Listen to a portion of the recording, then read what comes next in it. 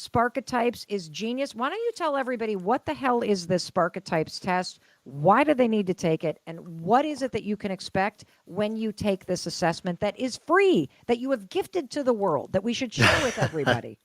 There are certain things that I think you just need to make available to everybody. It's got to be accessible to anyone who wants to raise their hand and say, yes, I want to know more about who I am and how I show up in the world. So this whole idea, it came to me really because for years I realized that the question that people had been coming to me and asking was, what should I do with my life? But when they were coming to me in particular and asking that question, what they were really saying is, how do I find and do work that makes me feel alive? And when they were saying feel alive, what they were really saying was, I want to feel like what I'm doing, it matters. It's meaningful. Like I can lose myself in that beautiful state of flow. Like I'm excited and energized, and you feel like you've got so much more potential, but you can't Yes. really figure out what it is or how to yeah, access it. That somehow the floodgates of that have opened and you're accessing all of it. And more broadly, you've got a sense of purpose wrapped around it. So they were kept asking me over and over, how Can do I I ask you a find question, and though? do Can I this ask you a thing? question? Let Yeah. me ask you a question. So, because I think most people have no idea what that feels like Yeah. to do work that makes you come alive. So, I just want to say something. If you're somebody that's watching this and you're thinking, wait a minute, there's something other than experiencing dread when I walk into work, there's something other that's available to me than just getting a paycheck.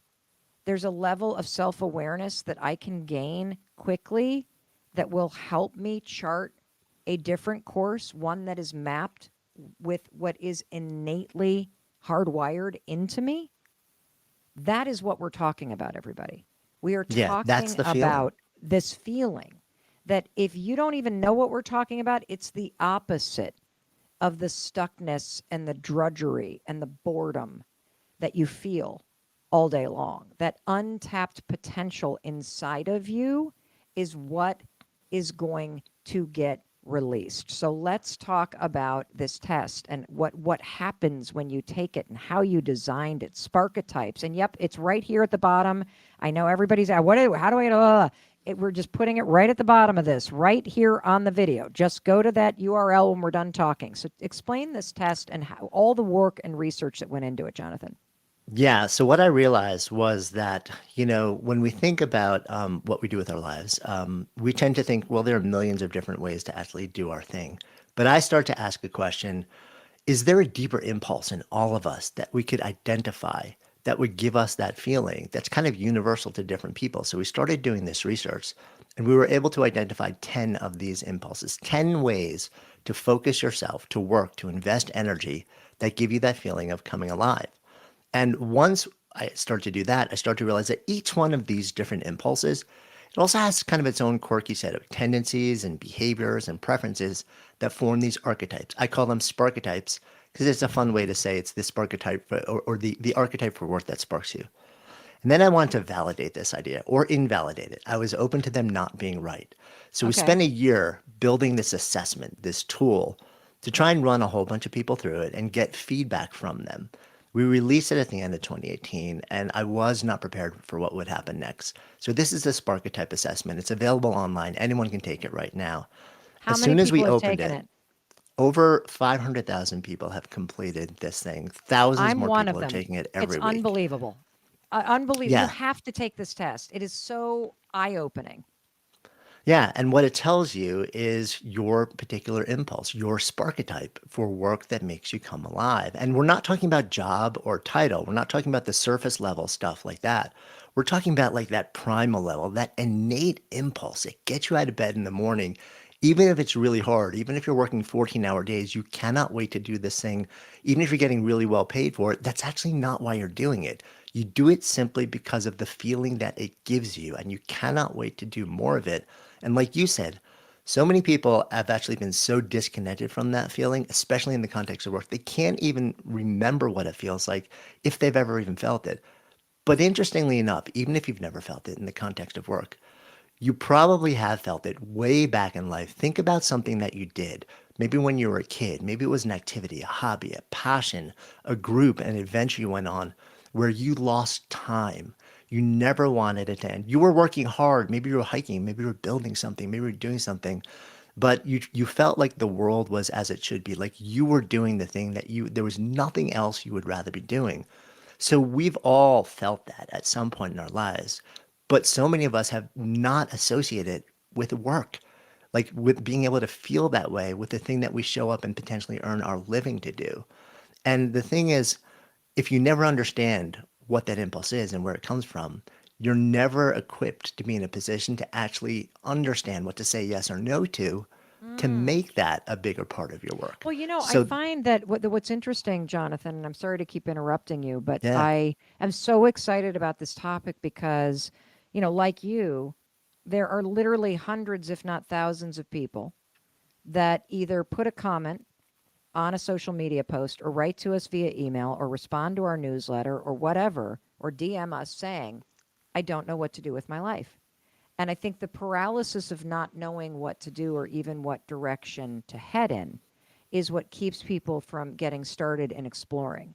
And so tell us, um, everybody's going to take the test because it's free and it's life changing. And before we go through the 10 archetypes, what can somebody do almost immediately once you're equipped with knowing which archetype you are that explains the kind of work or role in life that makes you come alive? yeah. Well, the first thing is you ask yourself, does this feel right to me? Mm. We've actually done the research on this, like, because we're now sitting on a data set of 25 million data points from this assessment. And we've been told that from the people who do take it, 93% of them reflect back to us that this is incredibly accurate. It Mm. feels spot on. So, one of the most incredible things before you even do anything with this is that it gives you this feeling, sometimes for the first time in years, of being seen, truly seen, not for the facade that you're holding up, not for the job title, which may not match up to who you are, but seen for the more deeper impulse, or the thing that literally will get you out of bed in the morning for who you really are. And that is the most powerful experience, especially in a world where so often we're living behind this shield and nobody really knows who we are and we're afraid to bring it to the world. This says this impulse that's inside of you, this thing that makes you want to work in a particular way, it's real and you're not alone. There are literally millions and millions of other people who feel this way and who also have the same weird quirks and tendencies and preferences as you that you might have been sort of like beating yourself up for when you sometimes let this thing slip out and interact with the world and you feel a little bit weird. It actually says, no, no, it's actually good. It's real. It's you. So that's the first thing is that you just literally, it changes the way that you feel seen. It may make you feel seen for the first time.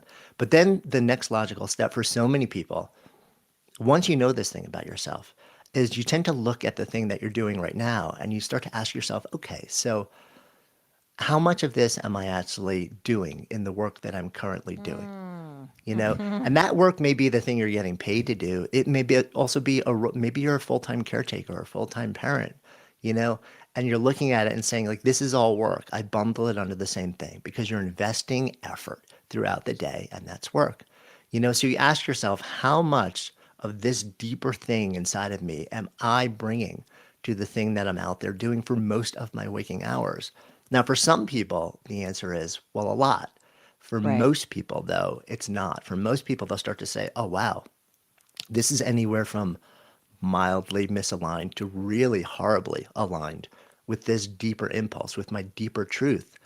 And then the question becomes, how can I possibly bring myself to this thing differently? How can I look for different activities or opportunities or different tasks, different processes, different tools, different projects, different teams without having to blow everything up and start over? Because that is not the first option for everyone, even though sometimes people will feel that impulse. There are so many things that we can do to actually reimagine our current work once we know this thing about ourselves, to allow it to start to find its way out in 100 different ways that we never even thought was possible because we weren't looking for them before we knew what to look for. But once we know this thing about ourselves, then we look at our work and then we start to see all these different ways that we can bring this impulse to it in a way that lets us feel so much better. Incredible. And it changes everything. Well, I know what everybody's thinking.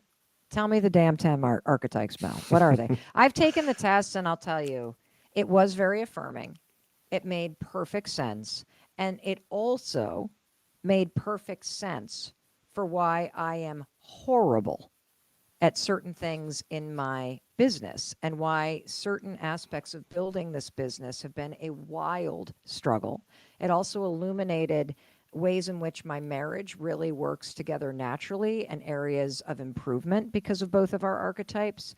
And the other piece that I'll say is that it showed me exactly who I needed to hire around me because I had a massive deficit in certain aspects of folks on the team and what sparketype they were. So let's go through the 10. Yeah, so there are 10, I'll walk you through them. The first one is what I call the maven. Now, the impulse for the maven, it's all about learning, knowledge acquisition. You wake up in the morning and you're just thinking to myself, I want to know more than I knew when I lay my head down at night. This can show up as sort of like a narrow and deep thing. Like you find a topic, you obsess over it, and you will literally spend every waking hour knowing everything that you can about it. Or it can show up more broadly as a friend of ours, Neil Pasricha. He's a maven, and he will literally go up to anyone. There's not Makes like so much and sense. just ask them about their life because he's deeply fascinated. He wants to learn everything about everyone at every moment of the day. Interestingly, introverted mavens and extroverted mavens learn differently. So, an introverted maven is more likely to go and seek their own path to knowledge through books, through videos, through podcasts, through courses, through Google searches, through all these different things. Where an extroverted maven is more likely to go take classes and workshops and talk to people about it.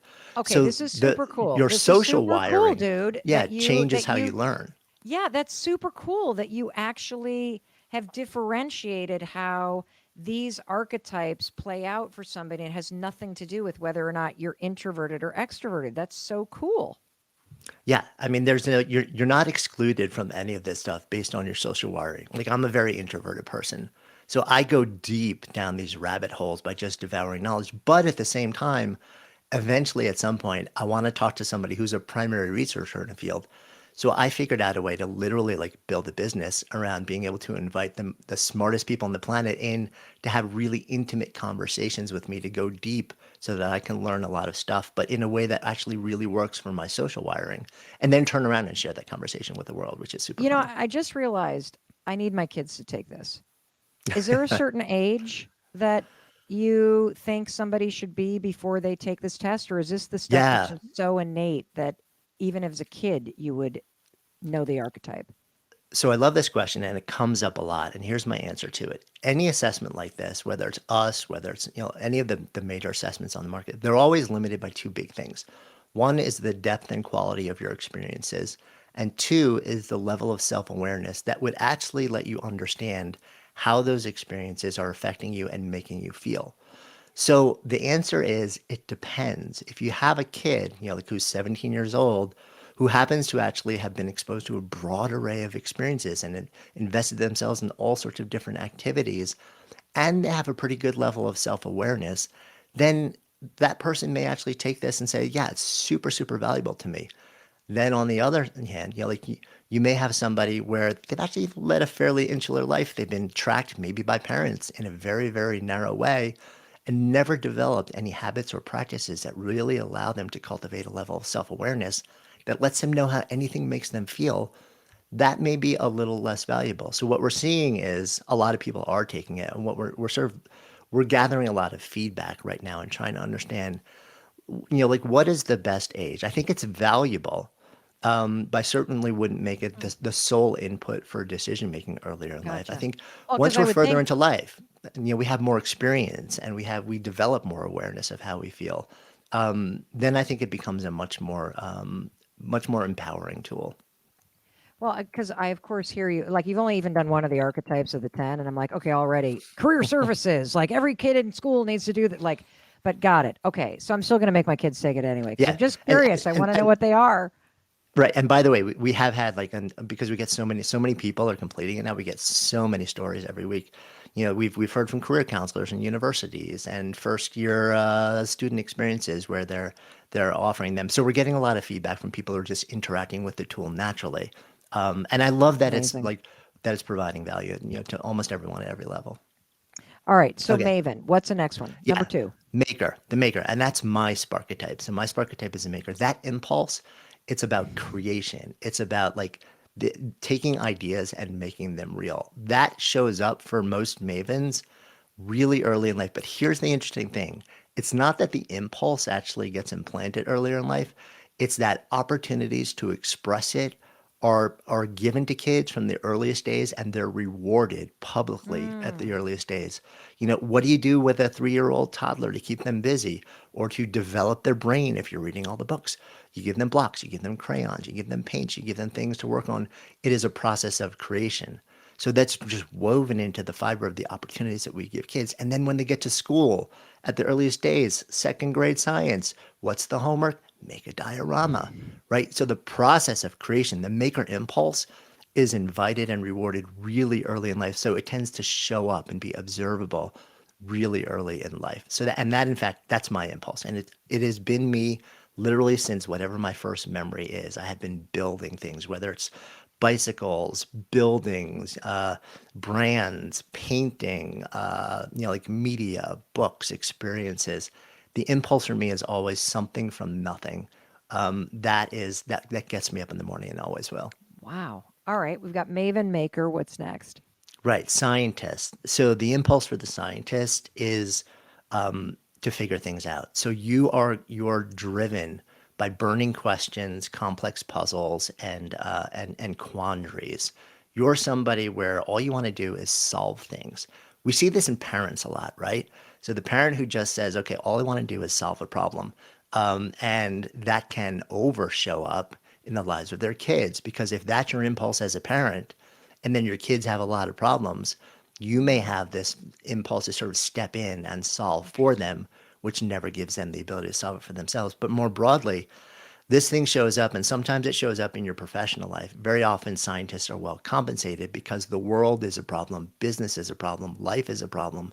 So your natural orientation to work really, really hard to get to a solution is generally demanded and rewarded. But it can also be a bit of a black hole because sometimes the problem is so deep and so thorny and so wicked, and we become so invested in it that we forget that the world outside of the quest to solve the problem even exists, and we lose sight of everything else. So it's really important for that particular impulse to have sort of circuit breakers and people around you that can step in and remind you, hey, there's life outside of this too. Well, and I would also think, as I'm not a scientist, clearly, but I was also thinking, I would imagine if you're a scientist and you're doing something mundane, it basically makes your head want to explode because you don't feel like you're doing anything worthwhile. Yeah. So what's really interesting about scientists is the minute you figure out a solution, on the one hand, it's really cool. It's awesome. You finally did. You got this thing you're working towards, and then a beat after that, very often there's a sense of melancholy that sets in because now Mm. you've lost the thing that gets you up in the morning. So there's an Mm. immediate impulse to search for the next thing. So it's a little bit counterintuitive that like figuring out the thing you may have been working on for years wouldn't be this just profoundly rewarding, like elating feeling. It is for a hot minute. And then you've got to find the next thing to invest yourself in. Okay. Maven, maker, scientist. What's number four? So, number 4 is the essentialist. Now, this is all about creating order from chaos. It's about creating clarity and utility.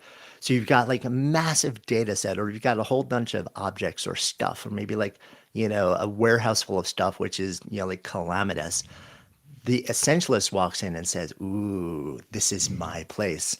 I'm going to create spreadsheets and systems and processes, and we're God. going to create order out of all this different stuff." So the producer for the Good Life Project podcast, for our podcast, is an essentialist, and she literally would organize her stuffed animals as a kid in sort of like height and like color order. And we see this in a lot of different people. A friend of mine who's an essentialist, very, very strongly. I walked into her living room one day. She has 1,000 books in her bookshelf that are literally lined up on a wall By in the color? colors of a rainbow, by color of the rainbow, and then by fiction and nonfiction, and then Oh by my topic. God. And No. she cannot imagine it being any other way. So here's the interesting thing about essentialists that's much more subtle and nuanced, though. From the outside looking in, it looks like they're creating order and utility and clarity. When they're really doing it at a high level, the Beauty. essentialist experiences that as beauty and elegance. To them, they're actually it's their art, and Hmm. but the fascinating thing about everyone who is not an essentialist, this is the type of work that we've seen is generally the most hated by everyone who does not have this impulse. And there's a risk for essentialists, which is that because so many other people don't want to do this work, once they find someone who's really good at it and they have the impulse and they love doing it, everyone else wants to give that person their work.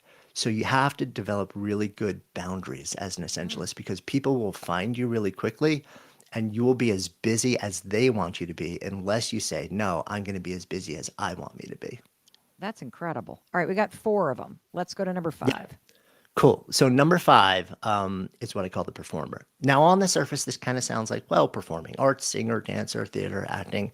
And very often that's how this impulse is tracked as a kid. But the impulse itself is to animate, enliven, and energize a moment, interaction, or experience.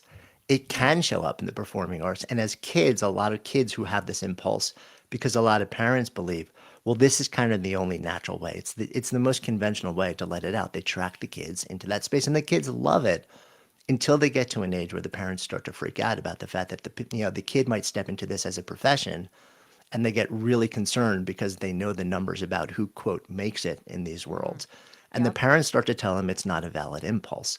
So it becomes like a repressed or a stifled impulse by so many different people. This was the impulse that somebody who, when I was on your show, was sitting next to me and showed up as a young kid. It was everything to her. Her mom ended up actually telling her it wasn't valid, stifled it for her whole life. And then when something like 40 or 50 years later, she took the Sparketype assessment and she got this, the performer, as her primary Sparketype, literally it was like her body changed, and everything. She said, wait, this is real, this is legitimate, and I have been stifling this because I've been told it's not an appropriate way to show up for my entire life. And the floodgates open and she literally walked out of your show and just walked back into her life and changed her website and started telling everybody, no, I want to step back into this space of being this person. And in a matter of like in an amazingly short period of time, everything started to change her. Well, let's be clear. She may have physically walked out of the show, but it was the Sparketype Yeah. assessment that gave her the insight, the tool, the wisdom, and the permission. And I love that you're calling this an impulse because this is something that you cannot deny. It's hardwired, it's a part of your DNA. As I'm sitting here, I'm like, I got to have my daughter take this. I think she's an essentialist. I got to have this one take it. I think they're a performer. So I'm now typecasting them, but let's keep going. Let's go number six. Yeah. So, and one last thing on the performer, by the way, this is incredibly valued in all sorts of spaces that are not the performing arts. So, if you can enliven, animate, energize an Mm, interaction in a boardroom, in a meeting room, in a sales call, behind a bar as a parent, it's incredibly powerful. So, just important to know that this can show up anywhere and find a really powerful path. So, next up, we have what I call the sage. Now, the impulse for the sage is to awaken insight. It's all about illumination. If you know something, that's not enough for you. The thing that makes you really just like completely feel sparked and come alive is when the thing that's in your head then goes and it's shared with other people. And mm, through that process, something awakens in them. So it's not about just acquiring knowledge or accumulating knowledge. You want to share it. It's all about sharing with wisdom and insight and watching other people actually come alive from the process of knowing what you know. Interestingly, this impulse, like all the impulses, it's just as strong in a sage early in life, but it's often stifled too because it's seen as inappropriate. Because when you're 6 years old and you're trying to teach everybody else what's in your head, people are like, "Oh, that's so sweet, honey." But like so, you get signals that it's devalued because people assume you don't know enough to actually be able to use this impulse in a way that's hmm. meaningful, that matters to other people. So sometimes people will kind of tuck it away until later in life, until it just has to get out. And there's also an impulse, even later in life, to want to teach everything that you know the second that you know it. And sometimes you're not quite ready because then you get peppered with questions and then you realize, ooh, I actually don't really know what I'm talking about. So let me go back and learn a whole bunch more So sometimes the impulse races ahead of the body of knowledge that lets you really do a good job of awakening insight. Wow. Okay. So, like every time, everyone that you explain, I'm like, that's this person. That's this person. That's this person. I'm like, is Chris a sage? I wonder if he's a sage. All right. Let's go to number 7. Yeah. So number 7 is what I call the warrior. And the impulse for the warrior is to organize, gather, and lead. Now, we sometimes think about leadership as a skill. And for sure, all of these have skills built around them. We can acquire the skill of gathering, organizing, and leading. We can acquire the skill of teaching. We can acquire the skill of performing or organizing or creating, right? Yep. What we're talking about here is not the skill. We're talking about the deeper impulse. There's something in warriors that makes them open their eyes in the morning and say, I want to bring people together and I want to lead them from point A to point B. Very often, they're one of those people. They're part of a group or community where they want to actually go and do something together. There's an impulse to bring people together and to be with them as they move through something that is deeply desired to achieve. They're the kid on the playground that very often, like when they're 7 years old, they're bringing all the kids together and saying like, hey, let's go on an adventure. This is where we're going. This is what we're doing. Come on, let's do this. And they can somehow rally this amazing energy.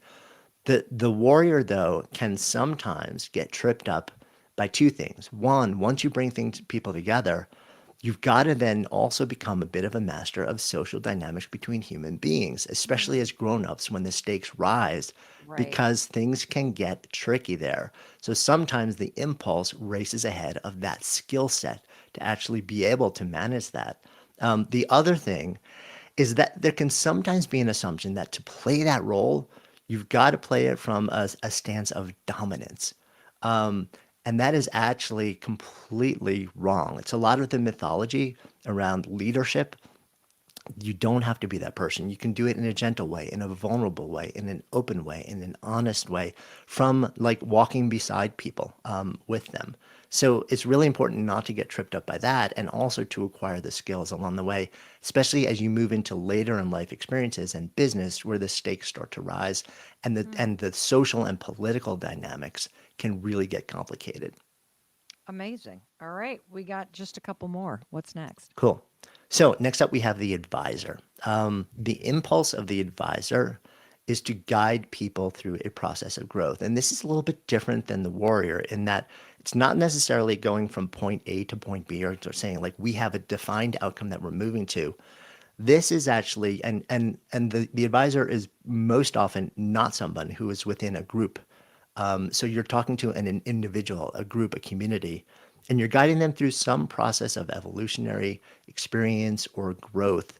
You walk beside them. What you do is you create a container of safety and trust, and you develop your own insights and knowledge and frameworks that help people move through a process of growth. A big part of what's nourishing to you about this is the depth, the intimacy, the quality of the relationship as you walk beside someone through this whole path. Similarly to other types, though, you can get tripped up in that if you start to believe that the growth outcome of the people that you're advising is attributed to you and not them, there can be a little bit of a savior complex. Yeah. So you have to be really, really objective. And here's the other quirk about the advisor. A lot of advisors are the ones where they say, yeah, since I was a kid, everyone comes to me for advice. They're the ones who are asking me, what should I do with this? What should I do with this? What should I do with this? And that's probably true. But what we know about advising now is that the best advisors actually don't give advice, or they rarely give advice. They become so skilled at the process of understanding social dynamics, understanding context, understanding how to read an individual's patterns and behavior and psychology, and understanding a person's why and what matters to them, that they're able to develop a series of prompts and questions and queries that will elicit from another person the answers from that person. So there's a level of self confidence and self reliance. Hmm. So there's never this transference to the advisor that says, I'm never going to be able to keep growing Mm, unless you're in my domain. So that creates sort of like a really healthy boundary with advisors. amazing. So the really Amazing. skilled ones learn how to not just say, here's what to do, but they'll learn how to step back and say, well, let's explore this a bit and let me ask you some questions. So the person can start to learn how to answer their own questions. It's about It's about safety, trust, and a deep knowledge of understanding psychology. Interesting. All right, we got two more. Two more. Okay, so we got the advocate is number 9. The That's me. impulse of the advocate. That's Yep. what the test said I was. So what That am is I, Jonathan? 100% you, right? Is to champion ideas, ideals, individuals, and communities. You wake up in the morning and you scan the horizon and you're like, something needs to be given more attention. Now, sometimes we use the language give voice to, but nobody gives voice to other human beings. We may actually give voice to people who genuinely or beings or things that can't genuinely speak for themselves, like animals. You may actually be an advocate or a champion for animal welfare or for climate or for the environment, right? They can't easily speak for themselves, although honestly these days they are, by sort of creating all sorts of bad weather patterns and things like that. But for individuals, like you may see an injustice and there's something in you that says, I can't just watch this. I can't be a bystander.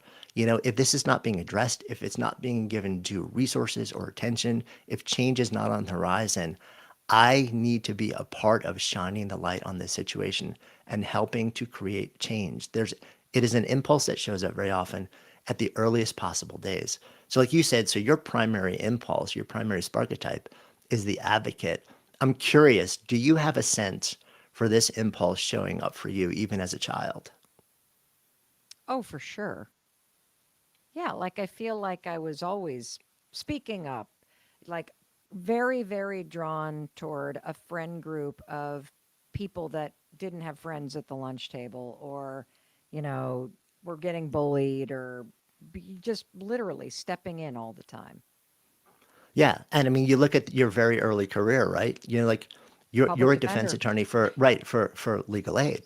Like so clearly, like this was in you, and it led you to a place where you said, like, I actually True. need to devote myself. And even now, in the work that I see you doing in the world, what you have become this advocate for the idea that our humanity matters, for the idea that everybody has a given right to self-worth and to dignity, and that we're all in this together. And while you spend so much of your time creating tools and being inspiring at the same time, you are advocating for human worth and for equality across the board, in all sorts of different ways. So the final one is the nurturer. And the nurturer is all Mm, about elevating others. It's about lifting people up. mm. It's about giving care and taking care of others. This is something where the nurturer is very often driven by a profound sense of empathy. You move into the world and you feel everything. You feel others' joy, but you also feel others' pain and suffering. And this is the person who will step in and take care of you, even when others turn their back on you, even if others perceive you as having done some wrong and that's created your own suffering. This is the person who says, I am here to help you be okay. This shows up in a lot of different fields. It shows up in parents. It shows up in a lot of caretaking fields and a lot of medical fields. But it really can be expressed in literally every domain. There is, of course, like every sparchetype, a bit of a dark side with the nurturer, which is that the empathy can often be so strong that Mm. you almost feel a sense of merging and that you almost feel like if I, even for a moment, devote energy to taking care of myself, Oh, then I am not devoting energy to taking care of other people. And I can't, that's not okay with me. That's not why I'm here. And that ends up with this spin cycle where there's so much outflow that you end up empty, you end up gutted, and you end up actually not able to even do the thing that you have this impulse that you're here to do. So, for nurturers in particular, a really, really strong practice of self care is critical for you to be okay.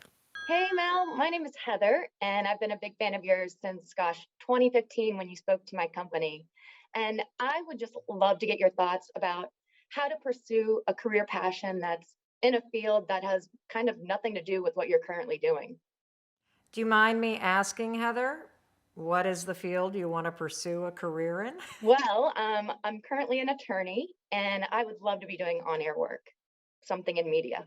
Wow. Okay, fantastic. So here's the good news. We live in the most extraordinary moment of time because once you get clear about what you want to pursue, making that pivot is super easy. So rule number one, you need to adopt what I call a student mindset, okay? So before you become the thing that you want to be in the next chapter of your life, I want you to become the best student of the thing that you want to become in this next chapter of your life. You are going to read books, you're going to take webinars, because what it's all about when you want to make a pivot is it's about accumulating skills. The next thing that I want you to do is I want you to start to build a map. And so pick 5 to 10 people that are doing something in the media field that really inspires you and reverse engineer how they got to where they are. Right now, what I want you to do is I want you to give yourself a bit of a runway, even if it's just 3 months, to be a student, to research, to develop kind of a pathway that makes sense to you in terms of how you could start to turn your life in that direction. You're going to get to the point where you start to realize, I can't do both. And that's when you're going to know it's time to quit what you're currently doing and step full time into what you want to do next. You got it? I got it. Good. Yes. Awesome. Well, I've just given you the flip to switch. Now you got to keep turning it on all day. Okay? Deal. Awesome. Deal.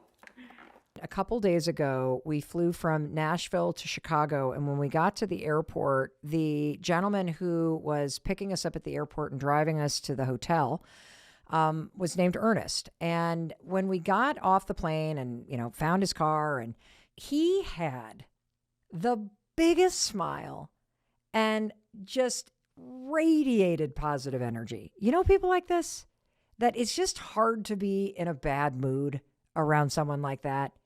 They fight you on it with their energy. It's almost like they're a Jedi Knight, like with their positive, just life force energy is what I call it. And so he's standing there with a big old smile. And even though this has been a really long stretch of work travel, and even though I have been, like you, so overwhelmed and sad and horrified by the news that is dominating the headlines right now, there was something about his spirit that just lifted us all up. And so we're driving into Chicago, and he's at the wheel, and I'm in the back of the car, and we're just chatting up a storm. And in addition to his positive energy, Ernest has one of those voices, these like deep, soulful, smooth voices. So smooth, it was as if it was liquid butterscotch. And I'm just soaking up every word. And if that's not enough, he also spoke in poetry. The kind of person that can just string together a sentence and you find yourself closing your eyes and just nodding along as he is dropping just one beautiful truth bomb after another. And all of a sudden I got this feeling inside me, and I thought, I wonder if Ernest is a minister. And so I said, Ernest, any chance you're a minister? And he just, just started laughing like, you got me, Mel, you got me. Yes, I'm a minister. Yes, I'm a minister. And then he went on to explain that, in his opinion, the difference between a pastor and a minister is that a pastor is somebody who is responsible for a church and for the congregation of the church. But a minister is a person who spreads light and spreads positive energy, who ministers by lifting people up. Now, we were not talking about any kind of particular religion. We were just talking about spreading light, positive energy, lifting people up. And so I said to Ernest, Ernest, I am here in town because I have to give a speech tomorrow morning. And I believe that when I am standing on that stage and I'm looking out into that audience, I am spreading light. I am showing people a different way to look at the situation that they're in or the things that they want in life, that I too am in the business of positive energy and lifting people up. And it would be an honor to have you come and to have you experience me doing what I do, because I've been experiencing what you do. And he said yes. He said yes. And it was one of those moments where I just love when you say to yourself, I am sitting right here with this person for a reason. And as we got closer and closer to downtown Chicago, and as Ernest kept on ministering to the three of us in his car, as he was spreading his light and talking all kinds of positivity, I sat there and thought to myself, I am supposed to be sitting here, and he is supposed to be in the driver's seat, and we are supposed to meet. It is just one of those moments. And I want to open you up to a really important idea, that sometimes the light or the connection or the support or the love that you need, it's not going to come from the people you know. Rather, the universe will put a stranger in your path to give you exactly what you need in that moment, even though you didn't know you needed it. And what I didn't know is I had gotten off that plane in Chicago feeling exhausted by my work schedule and feeling so heartbroken over the news right now. I didn't realize how much I needed a little light. And I want you to remain open to the fact that there are going to be strangers that cross your path today, this week, this month, this year, that can give you the connection, the love, the light, the support, the help, whatever it is that you need, without you even realizing it. And you are also that stranger for somebody else. That you can, without even realizing that you're doing it, because Ernest did not step in that driver's seat and go, I'm just going to lift these women up. He was just being earnest. He was just shining his light. And the interesting thing about strangers is, think about this. Absolutely everybody that you love was once a stranger to you. And all it takes to turn a stranger into a friend, or to somebody who supports you, or to the love of your life, is taking a moment to connect with the light in one another. And so Ernest did come, and he was so cute. He arrived bright and early, and I was so proud to have him there. And we sat him right up front in the audience of thousands of people next to our, corporate client, and he just soaked it in.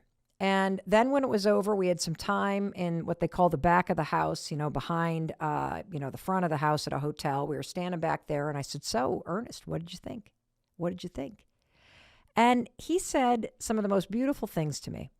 He said, Mel, it was so amazing to sit there and watch you do what you do. And there is no doubt that you are a minister. In fact, everybody, Mel, is a minister, because everybody has the power to spread light and positive energy. Everybody has the power to lift people up. But as you were standing on that stage and you were pouring your heart into every single person there, did you notice? Thousands of people.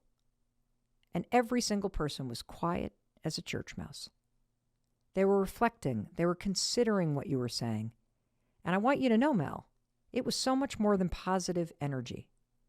Because what you do is you make a way out of no way. You are reminding people of their power. You're reminding them of what they really want out of life, that they don't want to be stuck, that they want to feel more. And then he said this. He said, Mel, do you know what you are? And I said, no. He said, you're a lighthouse. And when he said that word, lighthouse, it immediately brought me back to a really incredible childhood memory. I mean, lighthouses hold a lot of importance for me. I grew up in Western Michigan, in a tiny little town right on the shores of Lake Michigan. And if you don't know the Great Lakes, if you're listening in one of the 194 countries where this show is syndicated around the world, and you've never seen the Great Lakes, they're just like an ocean. Like, you cannot see across them. They are huge, huge waves. They are enormous. And so I grew up in a tiny little town that was surrounded by lakes that all fed into the Great Lake called Lake Michigan. And one of my dad's favorite things to do on the weekends, if he wasn't on call and he didn't have to work, was to get up really early and jump in the boat and drive out from the little lake we lived on, through the channel, into the bigger lake, Muskegon Lake, and then out the big channel, Muskegon Lake, and out into the wide open and vast Lake Michigan. And what he loved to do is he loved to fish for steelhead. And I would often go with him. Now, here's the thing. Being a little bit of a worrywart as a kid, I was deathly afraid that we would get out there to the big, open, vast ocean like Lake Michigan, and we would be swept away. Like, I had a really active imagination. So my dad would be having the time of his life with a cigar in his mouth, and he's got all kinds of lures in the water, and he's fishing the steelhead run. And my mind would be a spinning. What if the engine doesn't start? What if a storm rolls over? What if one of those big dark thunderstorms comes in, and the all of a sudden the wind picks up and the waves start going and the boat gets flipped over and Dad and I find ourselves lost at sea? And there would be times that my dad would try to start the engine up after we'd been out there for a while, way offshore, and it would go, and then it wouldn't start, wouldn't start. And then I'd start to panic, and my dad would be like, would you calm down? Just calm down. And then he would say, Mel, we are not going to get lost. Just look. And he'd turn around, he'd point at the shoreline, and there off in the distance was the lighthouse. And the lighthouse that was on Muskegon Channel is a lighthouse called Muskegon South Pierhead Lighthouse. And what my dad would say is, he said, Mel, that lighthouse is always there. And that lighthouse is there so you don't get lost. See, it doesn't matter, Mel, how foggy it is or how dark it's going to get or if a storm blows in. We're going to be fine because the lighthouse has one job. The lighthouse is always shining its light so that it can bring you home. It lets you know that you're never alone and you're never lost. And when I would look at that lighthouse, even though it was kind of far away, I got to be honest with you, it made me feel a little safer. And it made me feel like my dad and I were not alone out there in that big old Great Lake, Lake Michigan, but that we were connected to somebody who could and who would help. And if you've ever been lost, have you ever had that experience where you've been lost? Whether you're driving around and all of a sudden you have to pull over because you don't know where you are, or maybe you're in a new city and you're walking around in circles and you can't find your way. Or heck, I remember being a freshman in college and I was so lost at Dartmouth College. Like, I didn't know where my classroom was. So when you're feeling lost, it's really scary. But then there is that moment when either somebody stops and says, are you lost? Or you say to somebody else, excuse me, I'm a little lost. And the person says to you, you're not lost. I know exactly where you are. And I also know how to get where you're going. And that right there is such an amazing feeling, to have someone say to you, you're not lost. I know exactly where you are. And I know how to get you where you want to go. And so today, that's exactly what I want to talk to you about. This feeling that I think is really universal right now, of feeling lost, especially when the world feels like it's very dark. And when you're feeling lost, how can you navigate this? How can you move forward again? And I know that, that's exactly how I felt this week. As I've been watching the news unfold, it feels like a huge, dark storm has blown in, that the fog is here, that we're spinning around. It's scary. And I don't know about you, but whenever I feel like things are really dark or I feel very lost and I'm not sure what to do, I start to feel paralyzed. That's kind of my initial reaction, that I get stuck, I get angry, I feel uncertain, my energy starts to drain from me, I feel so sad. And I'm sharing that with you because if that's how you felt recently, I want you to know you're not alone in feeling that way. And it might not even be that you feel lost.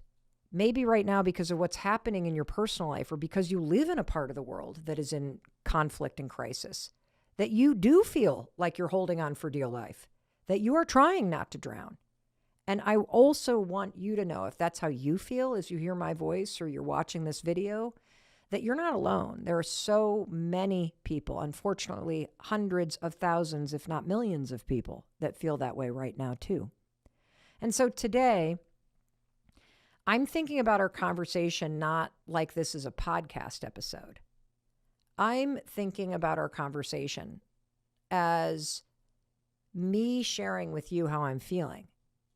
And what I really want to do, because I've been thinking a lot about this, especially since Ernest and this metaphor of a lighthouse, is I want to speak to the situation that we're in right now. And in particular, I'm going to try to shine a light so bright that I hope it reaches you. Because we can't allow ourselves to get so caught up in the darkness that is in the world around us that we forget to love one another. We cannot forget to appreciate the small things or the moments that we have, even when the world around us feels like it's spiraling in chaos. We can't forget to help someone in need. And we can't forget that we, even if we're just watching this all unfold in the news, that we are just one step away from being the one who needs the help. And if you can hear my words right now, or you can watch this on YouTube, I want you to consider something. Yes, you may feel deeply afraid and you may feel lost, but you're not lost. You have you. You're not alone. You're not by yourself. You're with yourself. And there are so many people around the globe who care about you. And you're also not paralyzed. That's kind of our first response, right? When something scary happens, that we disconnect from ourselves, we disconnect from everybody else, we start to hunker down, we feel stuck, we start to get paralyzed. I am here to shine a light on the fact that there are small things that you can do right now. First, to weather this storm. And second, to start to see yourself and what you can do in a different light. My hope is that by the time you and I are done talking today, that you're not going to feel so stuck, that you're not going to feel so hopeless, but that you will feel reconnected to your strength, and you will feel empowered by some very simple things that you can do right now to help yourself and perhaps help somebody else who needs you. I am going to show up today and be a lighthouse. And I'm going to shine a light so bright because I want to illuminate a path forward for you that will help you navigate this moment. A lighthouse is not actually interested in who gets the light. A lighthouse is blinking in a rotation so that the light is there for all to see. It doesn't select or discriminate which ships get to see it. It shows its light for anyone within its reach. I love that. I absolutely love that, because that brings me back to you and to this moment and to the awesome, amazing power that you have.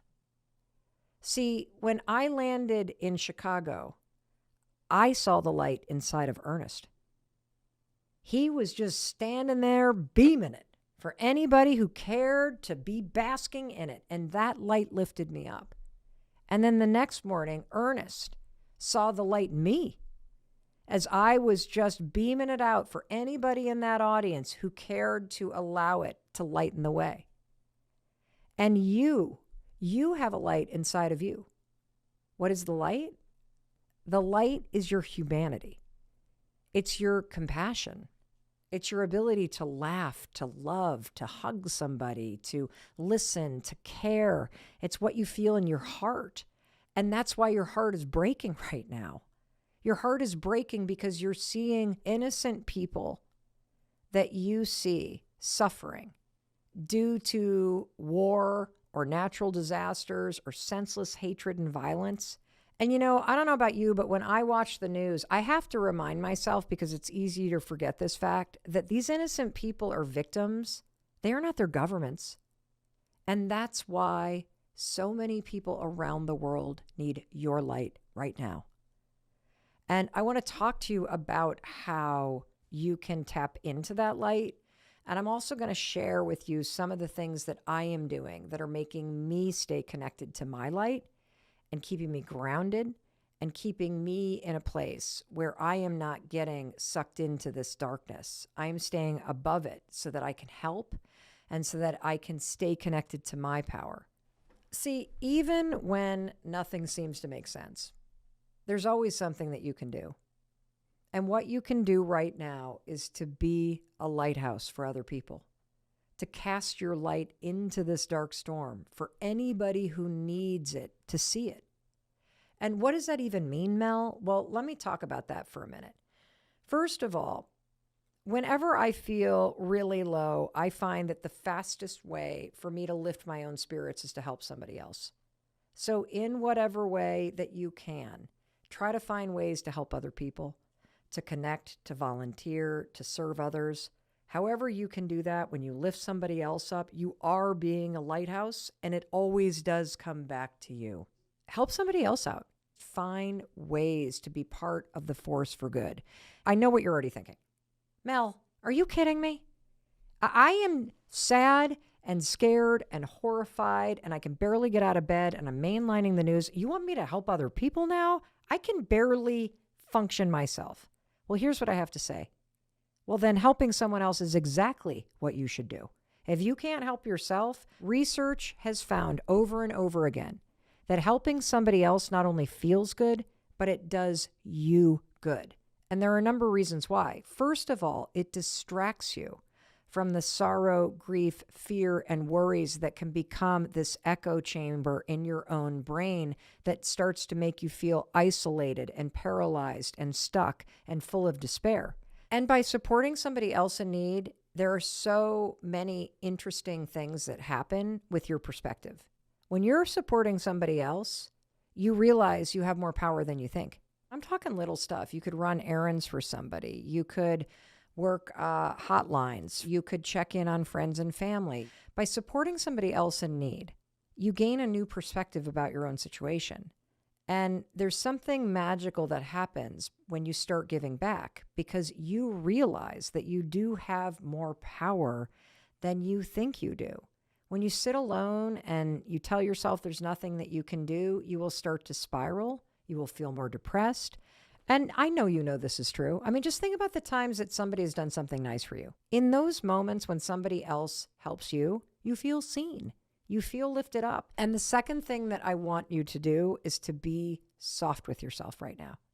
Because the world's suffering, it is impacting you too. In fact, Dr. Tama Bryant, who's been featured on the last 2 episodes that we published, has this saying that whatever is happening out there is happening in here too. And what she means by that is that you are absorbing the energy and the stress around you. Everybody on the planet right now is impacted by this. And even if you're not vibrating with a lot of stress, people around you are. They are worried. They are watching the news. They may not be able to turn it off. They are worried about loved ones. They're worried about what might happen. And this energy is impacting you. And if you are watching the news, yeah, you can turn that off, but you can't turn it off in your body.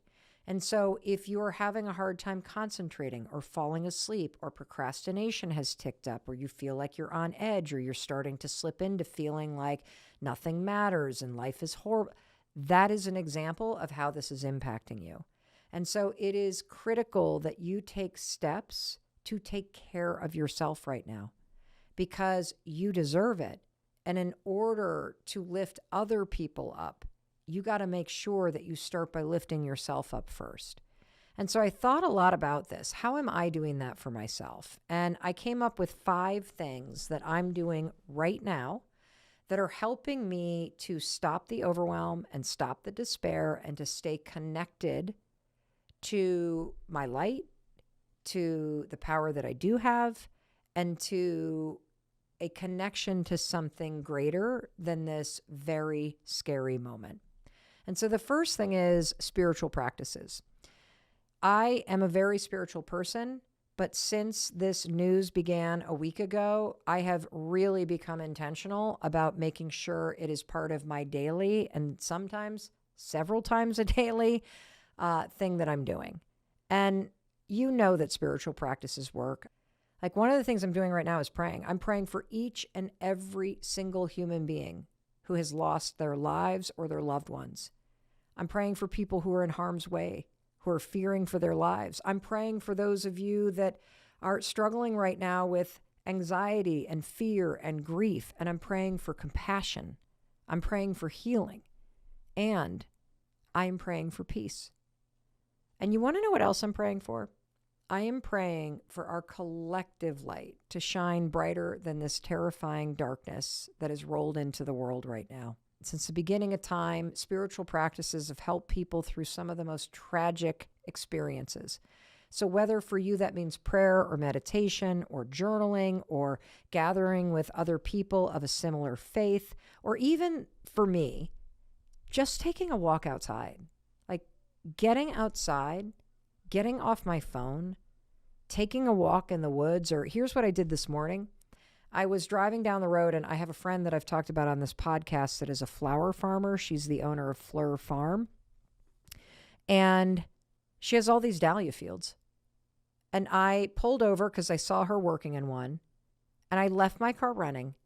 And I just silently walked through the rows in her flower field. And as I walked, I took in each individual flower. And I would stop and look at it. And I would look at the bumblebee that was laying there in the center, all drunk on pollen. And I got lost in the beauty of nature. And I'll tell you what, being able to connect to something greater than this scary moment that's going on in the world, it really helps me. It helps me to stay grounded. It helps me to be calm. And that helps me to show up in a very different way during this moment. And if you're listening to my voice or you're watching this video and you're in a part of the world where you can't get outside, just not an option for you, I want you to try visualizing yourself outside in your favorite place, or visualize yourself with people that you love.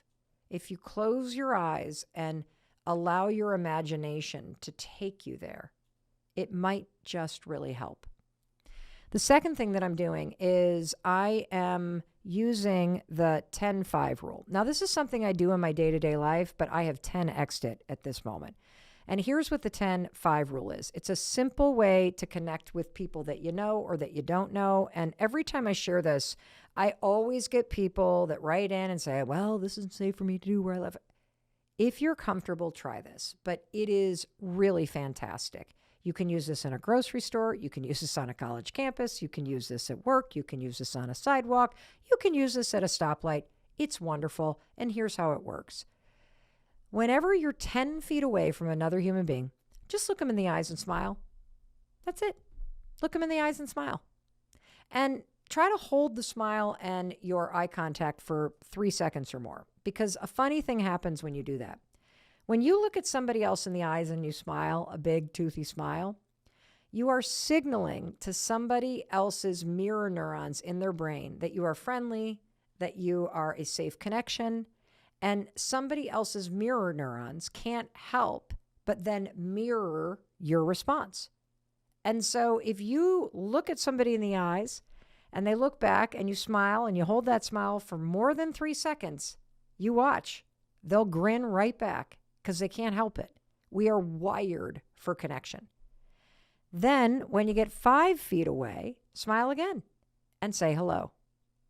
And the reason why this 10-5 rule is so great is because it's a simple and instant way to connect with somebody. The fact is, we are not strangers when we are all suffering around the globe. And we are all in this right now, even though we show it very, very differently from one another. I do not want us to turn away from one another, because when we do that, we buy into the darkness. I want us to turn toward one another. I want us to lead with our humanity, and I want us to let the light in from one another again. The third thing that I am doing that is helping a lot is advice that I got from Dr. Tama Bryant, where she says there's a big difference between staying informed and not inundating yourself with the news. Because how much time you spend watching the news does not equal how much you care. You can care deeply about what's happening with other people and not watch the news at all. I personally do not watch or listen to the news. I read the news. Why? Because I want to stay informed, but I want to protect my mental health. This is a way I can be soft with myself, remember? Because if I let my mental health tank And if I let my mood and my mindset and all of that go with it, I'm not going to be able to show up in this moment and navigate it in a different way. And so please try not to stress yourself out by staring at traumatic imagery to the extent that you can. In fact, my husband and I have also required that all 3 of our kids delete TikTok because the imagery on that platform right now is way too much for your nervous system and your heart to process. And so please do not look at it. Focus on showing how much you care by your actions rather than the content that you're consuming. It's going to be way better for you, okay? Next, this is the 4th thing that I'm doing that makes me feel a little bit better. I'm reaching out to people. And in particular, I am checking in on my Jewish and my Muslim friends. See, these recent events, they have sent shockwaves through both global communities. Please let your friends know that you care about them, that you're thinking about them. Please let them know that they are not alone in this. And another thing that I love to do is that when I am reaching out to a friend of mine who is really going through something, whether it's this situation that we are witnessing right now, or it's somebody that just lost a loved one or got a scary diagnosis or is dealing with something very traumatic, I always reach out and I check in and I tell them how much I love them. And then I end it with this: you do not need to respond. I just wanted you to know that I'm here and you're not going to go through this alone. And the reason why I love this is because when you reach out to somebody unexpectedly, it feels so good. I mean, think about the times when somebody texts you unexpectedly and you're like, oh my God, that's so nice of them. And when you send the text, you create that light inside somebody else. That's the first gift. The second gift is when you say you don't need to respond. Because if somebody's going through something very traumatic, they do not have the energy to check in with you. And so you give them this beautiful gift when you relieve them of the burden and the guilt of having to and not being able to. And finally, I have been thinking about this metaphor of a lighthouse over and over and over again. And I find it so empowering to think about the role that you can play as an individual in this dark storm. That somehow thinking about shining that light inside of you in a 360 fashion for anyone around you to see or feel, what a gift that is to give other people. And by thinking about that metaphor, it allows me to rise out of the individual emotion or heaviness that I feel so that I can take action and feel like I'm doing something. And the ways that I do that is when I see despair, I respond with hope. When I see sorrow, I respond with love. I'm meeting agitation with kindness. And I'm inviting you to do the same. Do not get pulled into the darkness. As I said earlier, the words that Ernest said to me, we cannot allow ourselves to get caught up in the darkness in the world and forget to love one another and to help one another in need.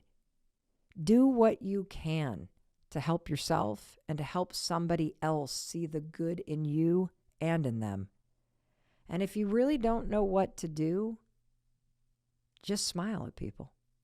Just say hello. Just reach out to your friends. A little bit of goodness goes a very long way right now. I just pulled into the house that we raised our kids in. We have lived here since 1997. 3 different renovation projects. I love this place. And this is the last night that Chris and I are going to spend here. Kind of surreal. It's amazing how a house really is like a container for a period of time and memories. There's our fire pit. This was an old barn foundation that I always dreamt of putting a pool in. Well, that never happened. And this is the field I've looked out on forever. Over there's a tree that my parents gave Chris when he turned 30. Oh, wow. And down there, this copper beech that Chris and I planted, it's really taken off after 25 years. So Chris and I are spending the night here. Oh, look at those are the Annabelle hydrangeas that I planted about 10 years ago. We're spending the night here, and it's the last night. And, you know, I've been thinking a lot about lasts and firsts and how your life is full of last moments and first moments.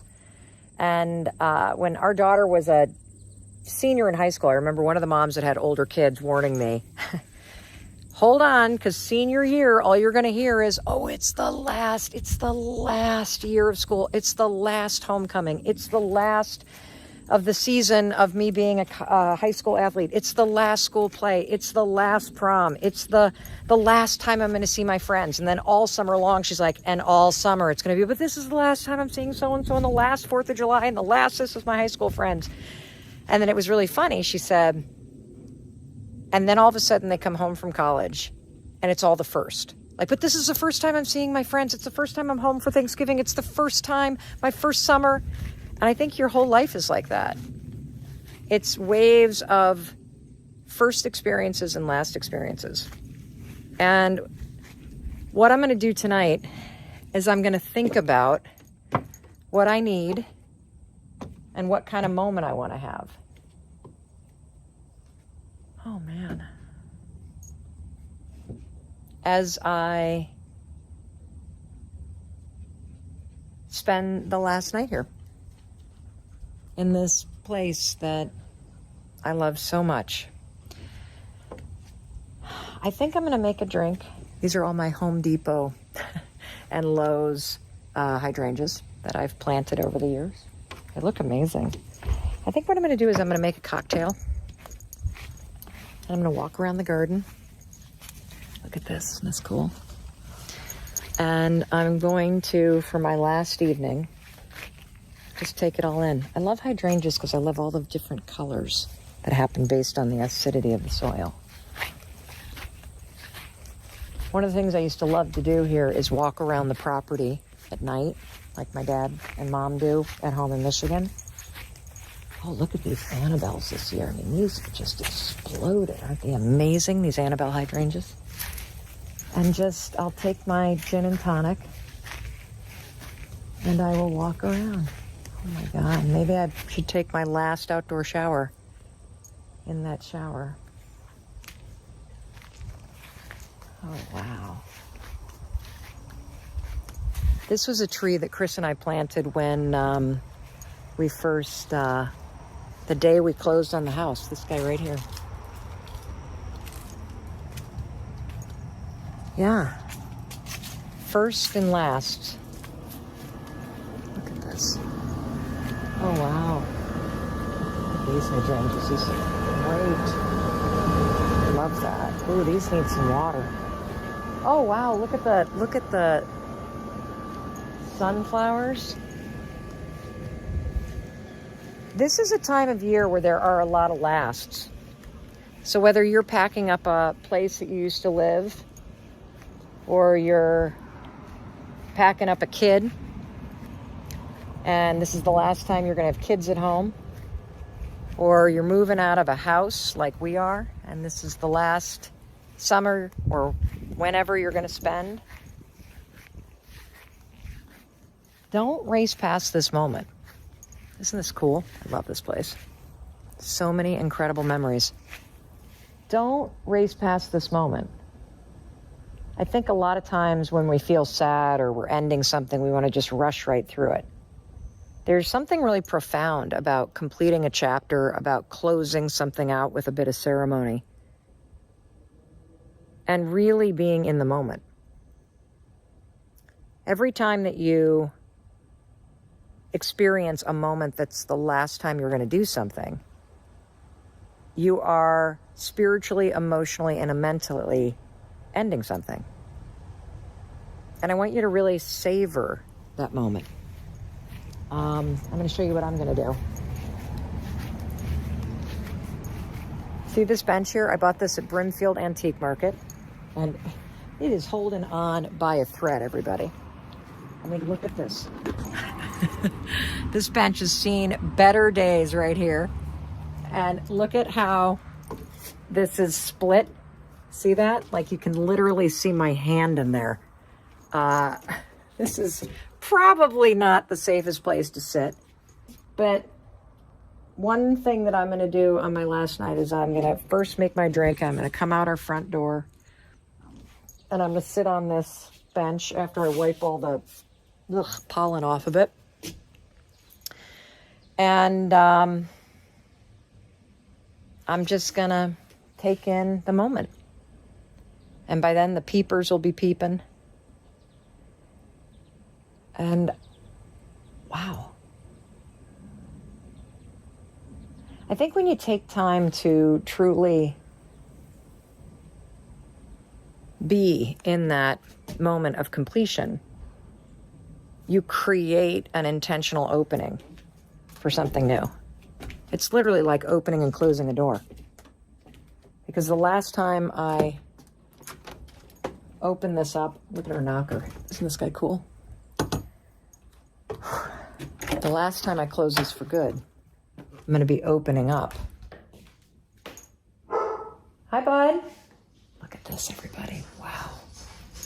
This is exciting. I don't feel sad. Wow, I feel really kind of excited. I expected to start crying. Wow. Look at this, everybody. The jackets are gone. Holy smokes. I expected to be bawling my eyes out right now. I'm actually really excited. It feels like the last time, and it feels right. I didn't think I wanted to see it kind of empty, but I'm glad I did. Look, the paintings are off the wall, even the big painting from... I don't think this is depressing at all, Chris. I think it's actually really exciting. Holy shit, we got a lot of packing to do. I think it's really exciting. Wow. What do you think? Pumped, man. I'm pumped, Oak. I'm not sad at all. We had an incredible life here. Hey, Instagram. We had an incredible life here. That we did. And now we're going to launch a new chapter, people. Yeah. And somebody else is going to get to enjoy this. Yeah. You So- enjoy this, guys. How are you going to spend and mark the last moment you stand in this house? Because you're about to walk out the door and go to I'm Vermont. about to walk out the door. No, come here. Be with me. What am I gonna do?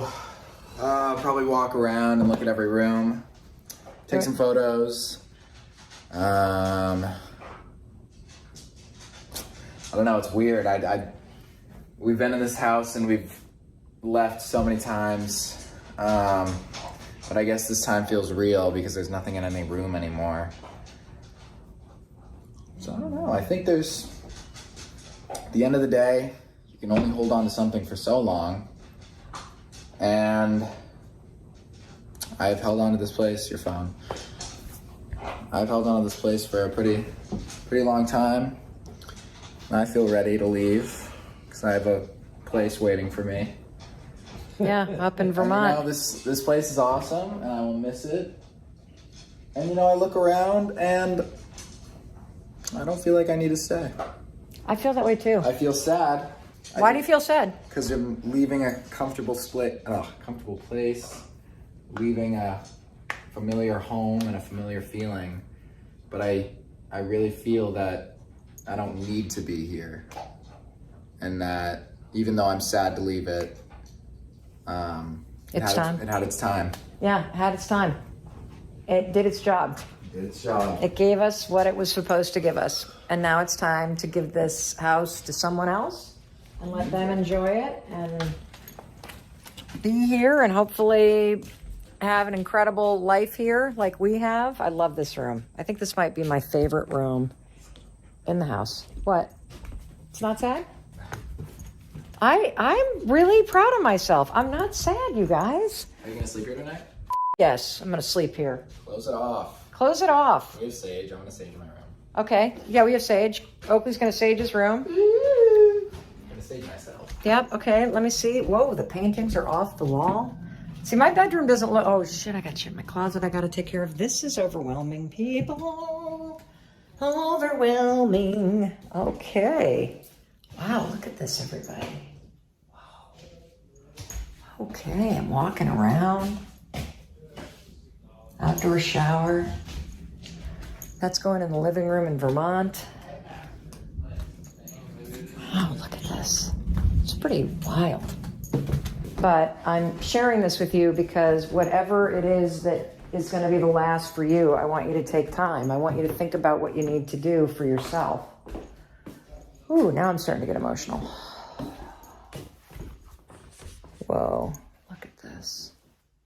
Wow. Look at those awards, guys. Those are the YouTube awards. Wow. Starting to feel a little overwhelmed. Not sad, but just like, wow, does stuff mark time, you know? And I think that's why we hold on to it.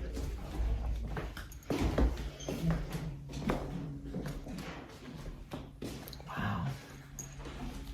It's me. Okay. All right. Well, let me focus on spending some time alone at the house with Chris and Oak, and whatever it is that you're completing in your life, whatever chapter, take a moment, enjoy that last moment, because there's a whole lifetime of firsts coming your way when you do. You know, I know this is cheesy, but it's true. When you close a door that didn't work right, a brand new one opens up for you. And that's what's going to happen in my life as we leave this awesome, awesome place we called home for 25 years. All right. Next chapter. Let's go. It's a let's go, actually. If you train your mind to start spotting evidence as you're doing the work, as you're going through your day, it will help you. If you train your mind to start scanning the world and spotting evidence that yes, indeed, the world is sending you positive signals that things are going to work out. Now, why is it important to train your mind to help you get what you want? Well, the reason why is because if you get into a negative mindset, if you start thinking, shit, this business is never going to work, why even bother? Or I'm never going to meet anybody. It's nothing but losers out there. Look at all these idiots on Hinge. Why the hell should I keep doing this? If you allow your mind to start to rest in a pessimistic, negative, protective, scared, and doubtful stance, your mind will continue to show you reasons why there's nobody on Hinge worth talking to. Your mind will continue to show you all the reasons why you will never make it in business. Your mind will continue to show you all the reasons why you're never going to lose that weight and be able to tuck in your shirt, as my friend Corinne Crabtree always talks about, that transformational moment. And when your mind goes negative, your mind starts to scan the world and will show you more reasons to stop. And the power of training your mind to spot positive signs is very simple. The power is that your mind will start to show you reasons to keep going. Your mind will help you take the step. Your mind will encourage you to feel optimistic, to feel empowered. Just like you woke up today on a Tuesday and it was February 22nd, 2022, and those numbers are lining up, and that makes you in your heart and soul go, whoa, something cool could happen today. Like, that shit only happens like once in my lifetime, those numbers are going to line up like that. Today is a really cool day. Let's go do something with this. You could create that kind of attitude every single freaking day of your life. You could. If you train your mind and if you start taking action. And training your mind is the key piece that we're going to talk about. So for those of you that have read The High Five Habit, one of the things that I talk about a lot is every single day find a naturally occurring heart-shaped object in the world. It could be a stone. It could be a leaf. It could be a cloud. It could be a shape in your coffee. Hey, Chris, if we've got anything around here that looks like a heart, hand it to me. And the reason why I love telling you to start playing a game with yourself where you start your day going, mind, brain, show me some heart. Oh, what is this? Come here. Dog treat. Oh my God, it's a dog treat. Look at this, guys. What shape is that, bitches? That right there is a heart, bitches. There we go. Check that out. If you say, brain, mind, show me a fucking heart today, guess what's going to happen?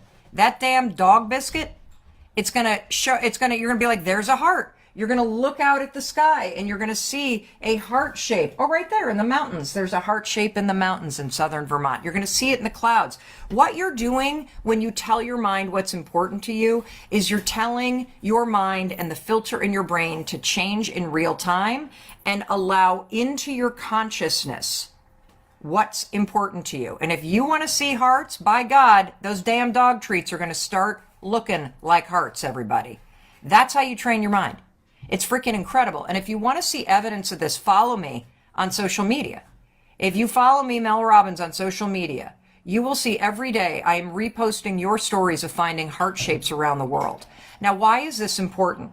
Well, it's important because it's a simple way to prove to you that your mind changes in real time.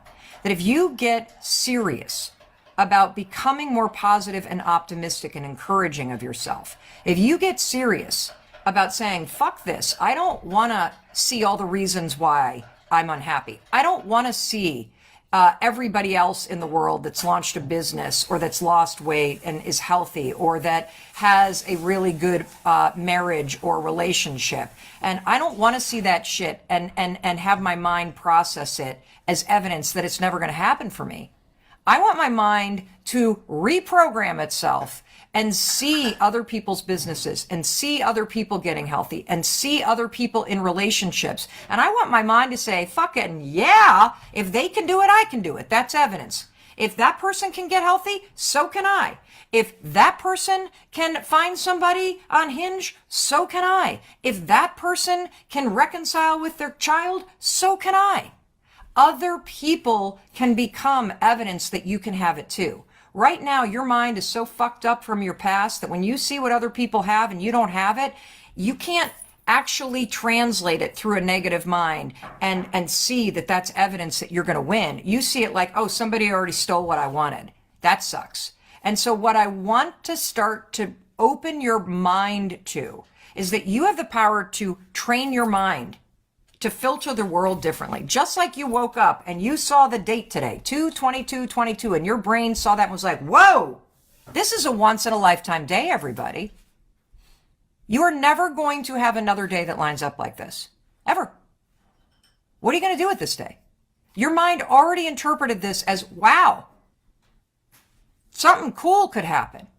And if you tell yourself something amazing is going to happen today, something will, because you're going to be looking for it. I swear to God, something will. Something will. If you want to see the good all around you, you got to tell your mind you want to see the good. And this just isn't a bunch of horse shit, everybody. This isn't toxic positivity. There is a filter in your brain called the reticular activating system. The reticular activating system. I call it the RAS. I like to think about it like a giant hairnet on your head. And this RAS sits over your brain. I'm probably getting this wrong. I'm not a neuroscientist. I could give a shit about getting it right. I just need you to know the basics here so that you can apply it to your life, okay? You don't need a PhD to use the science that super smart people have been working really hard on in order to apply it to your life. That's what I'm here for in your life. I'm here to translate this stuff into simple, believable, and actionable things that you can do to take all this super cool stuff that people are researching and apply it to your normal person's everyday life to help you change from the inside out. And one of the coolest things that you have at your disposal is you have a whole system in your body that you can train and change. And one of those things that you can train and change that is impacted by that word you're hearing a lot of, neuroplasticity, that just means that things are able to twist and bend and change, and you're able to learn new things for as long as you're alive. As long as you're breathing, everybody, you got a chance to change the way that you think.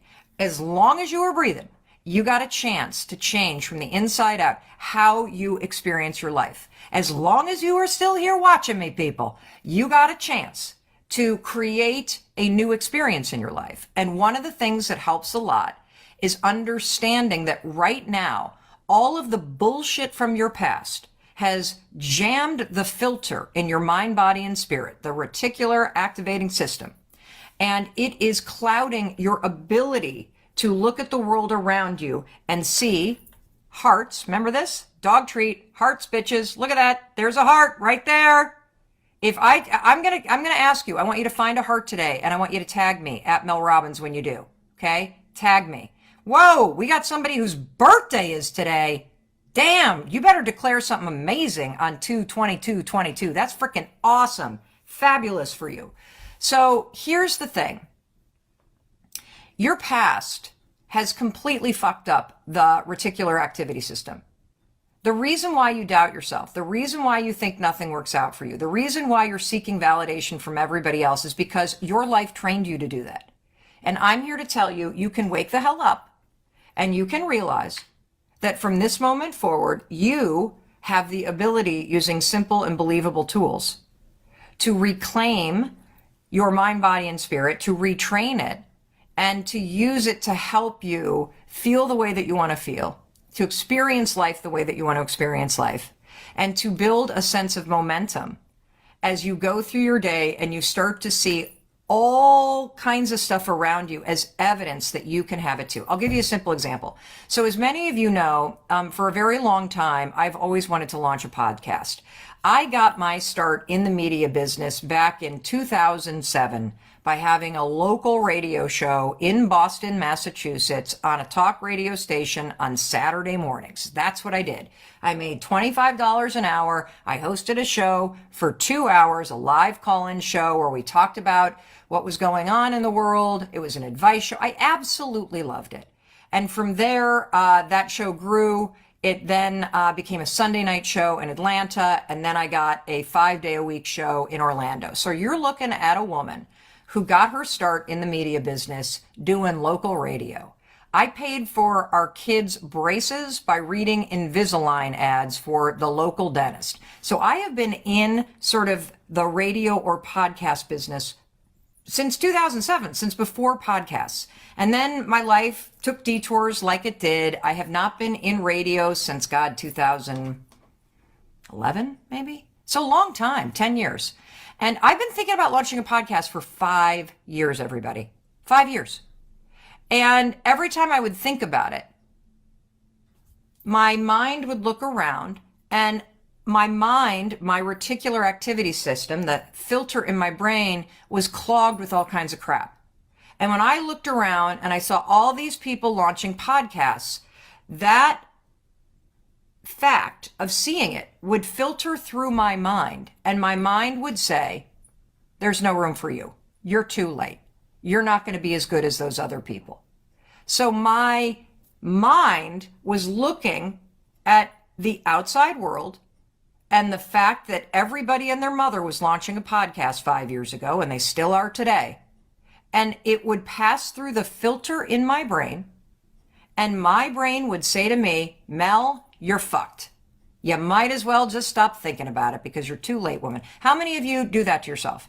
That you see other people having what you want, and the way that fact that somebody else has gotten healthy, or somebody else has made $1 million, or somebody else has launched a business online, or somebody else has found somebody after divorce and is happier than ever, and you see that and you immediately assume, I'm fucked. Like, it's never going to happen for me. Instead of having your brain go, whoa, look at that.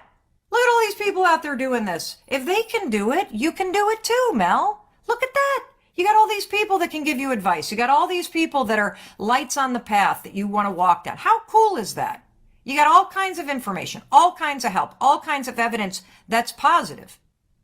Well, the reason why my mind didn't see it as positive is the same reason why your mind does not see everybody else's business and everybody else's health journey and everybody else's bank account and everybody else's fancy vacations. Or when you walk into a bar and all your girlfriends get hit on instead of you, your mind does not see all of that as evidence that it's going to eventually work out for you, because your mind is clogged with all kinds of crap from your past. And I'm here to tell you, when you wake up and realize that you could train your brain to wake up every day and go, holy shit, today's going to be a magical day. Today is going to be that 2/22/22 day where you immediately see this. You know, this is the one day of your life where this is going to be the day. Come on in, Jesse. Jesse's here. Hey, YOLO! YOLO, come on in. You could literally train your mind to wake up every day and go, damn it, I'm going to see a heart today. And I'm going to see evidence today that shit's working out for me. And when my mind starts to see that this is going to work out for me, I'm going to feel more empowered. I'm going to feel more inspired, and I'm going to keep going. Because the bottom line is, everybody, your positive mindset helps you with momentum, repetition, and discipline. Your positive mindset helps you by encouraging you to take the action. Because as you know, because you hang out with me, Mel Robbins, thinking about changing your life is not going to change your fucking life. The only thing that changes your life is action. You want something different, you got to do something different. But a filter in your brain that filters the world in a positive way, in an encouraging way, a filter in your brain that acts more like that annoying friend. You know that annoying friend who's always trying to build you up? And I say annoying because when you're committed to being like, it's never working out for me, I'm never going to meet anybody, I'm never going to lose the weight. And your friend's like, oh, are you kidding? You know how amazing you are? You're like, fuck off. Don't tell me I'm amazing. I want to feel terrible.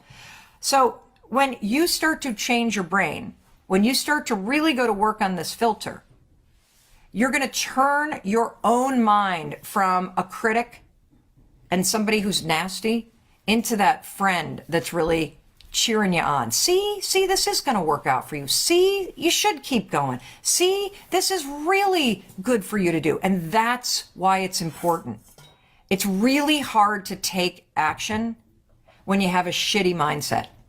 It's really hard to find what's called the activation energy, the force to push yourself through the resistance and the fear, if you are committed to believing that it's not worth doing anyway.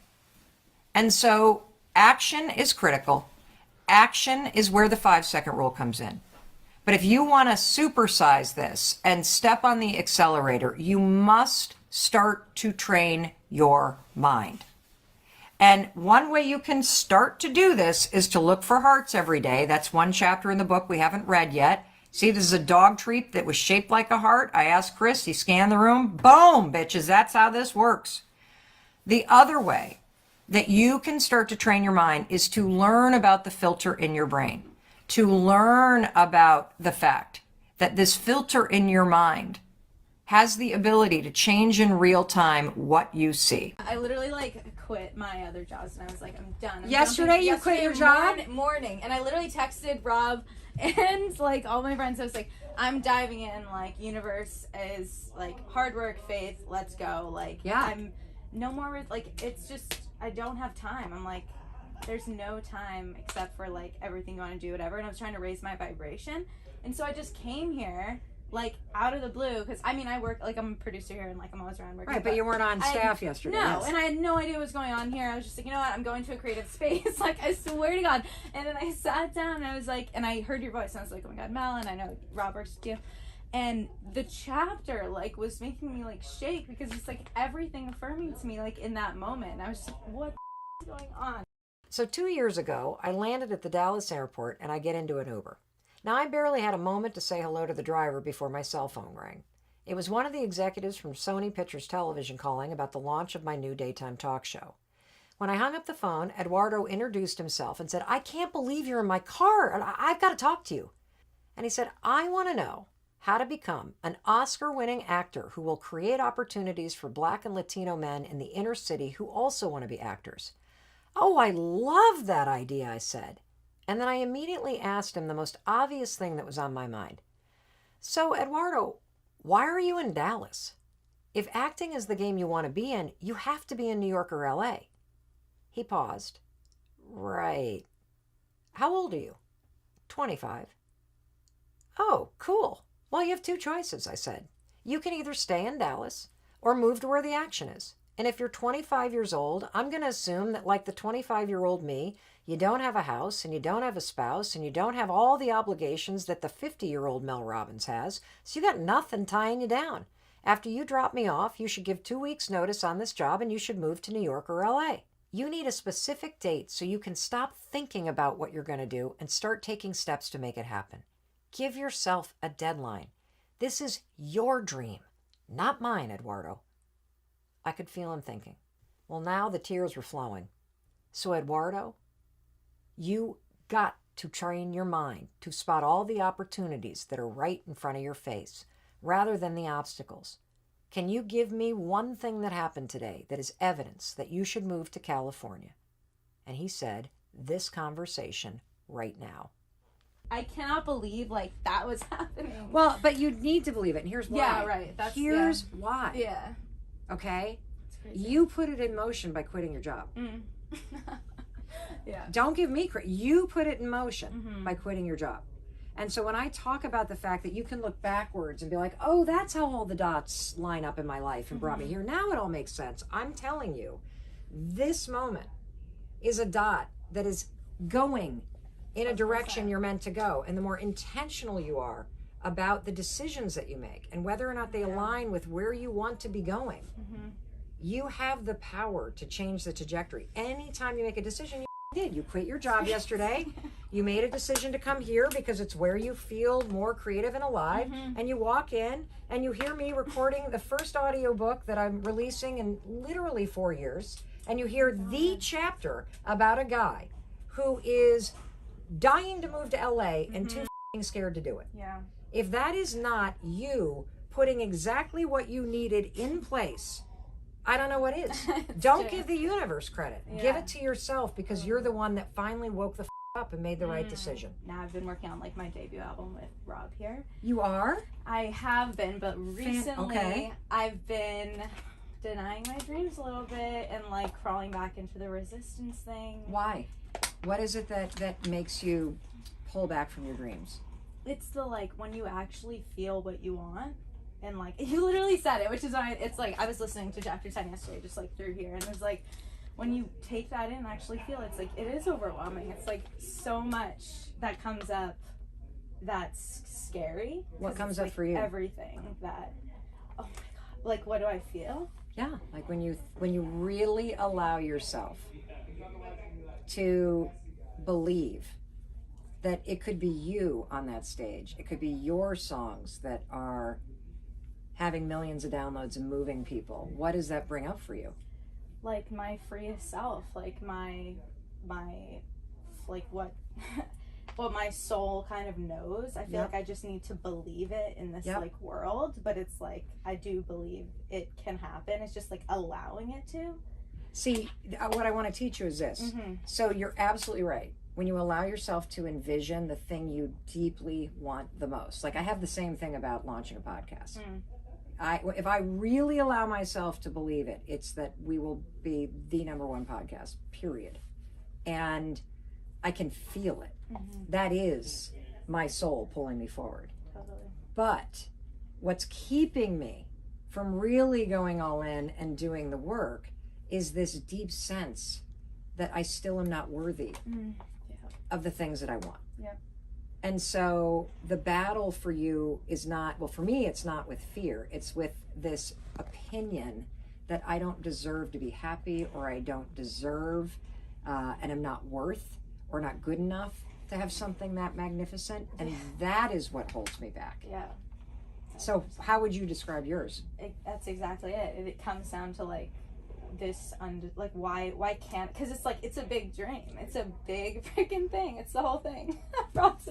He's been with me from the beginning doing this, but like it's a whole thing, and it's like you could, and I could get there, but I'll still feel this way. I feel like unless I like deal with it now. Like, you can have everything you want, still feel like imposter syndrome or whatever. You always will, because what Yeah. you're talking about is that resistance you're feeling is the distance between your life right now and the life you want. Yes, 1,000%. And so what I want to tell you is this. This is also kind of a mind. You ready? You might not actually ever have your album have 1 million downloads or change anybody's life. The point of doing it anyway is that there's something inside you that is supposed to come alive that currently dies when you don't put this album out. Totally. And so it's really not about the album. It's about giving yourself permission and having the self-worth and the self-love to let that part of you that's dying to be seen and heard come alive and be expressed. The album's the vehicle to do it. What happens to that album is irrelevant. The most important thing is that you see that it's this opinion that you're not worthy or good enough that stops you being like, that, I'm not listening to it, and allowing the part of you that wants to be seen and heard to just come out and be you. And thank you so much. And it's like, it's crazy because like whenever we're working in here on music, like I'm the happiest. All my anxiety goes away. Like everything feels like homeostasis. Yeah. But then, so I just need to keep doing that, like Yes. you said, because that's the thing that needs to be fed. Yes. And just let like the rest take its course, I guess. Yes. But that's what matters, is kind of what you're saying, is like Well, doing the thing and not what's gonna happen, I guess. You have to let go of what's going to happen. Yeah. You have to. Yeah. Because otherwise, the thing that you love the most that makes you come alive becomes about achieving something rather than being the person, like being a state of being. Like it's not about the thing, it's about how you feel and how you're being. And music is what makes you come alive. So stop thinking about what is going to happen, right?